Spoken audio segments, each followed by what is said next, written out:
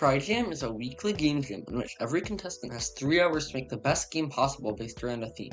I've participated in 2 of these before, and I've never done too well, but now it's time to change that.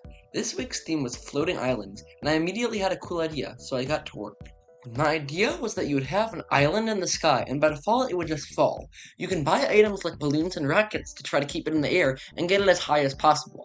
This seemed like a pretty simple game to make, so I got straight to making the island. I created a rigid body 2D and gave it collisions, and that was basically it.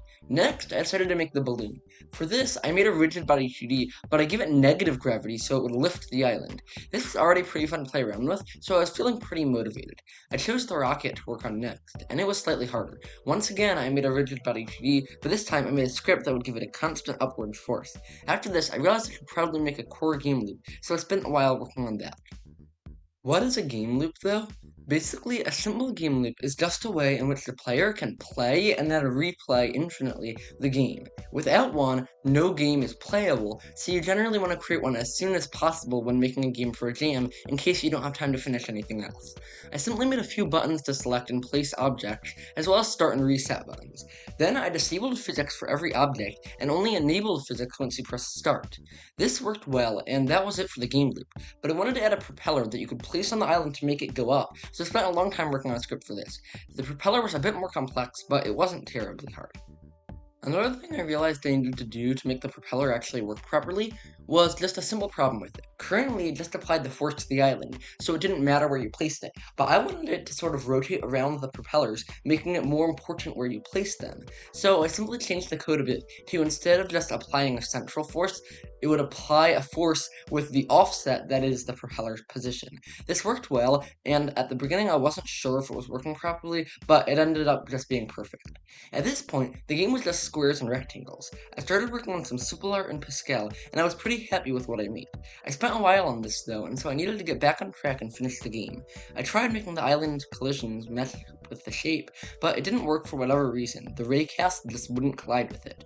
I added all the new art, plus some newer art for the rocket, and then I made some particles for the rocket flying. It looked great, but what didn't look great was the UI. Before I could fix that though, I wanted to add one last object. My object idea was sort of a helium bubble that, when attached to the island, reduces its gravity by a set amount. This way, enough of them would make it just not fall, and even more of them would make it actually go up, even without anything else. The art for this didn't take long, and the script was pretty simple, so I got this done pretty quickly. I also decided that I wanted the balloons to pop after 10 seconds and rockets to run out of fuel, so I made a small system for that. I considered making the helium bubbles run out of helium after a while, but they were already not that powerful, so I just decided to let them stay for forever. The game was also missing music, so I hopped into Beatbox and made a simple track that I really like. It's a bit questionable, but it's fine for a 3-hour game. I spent a bit too much time on this, and I also decided to add a wind sound effect in the background, so I was not doing great in terms of time. I only had about 20 minutes left, so I spent some time polishing up the UI and scoring system. The scoring system is pretty simple. Basically, it's just the number of pixels you are above the starting point, plus a multiple of your rotation at the end. I wish I would have made it just the total amount you rotated, but I didn't really have time for that.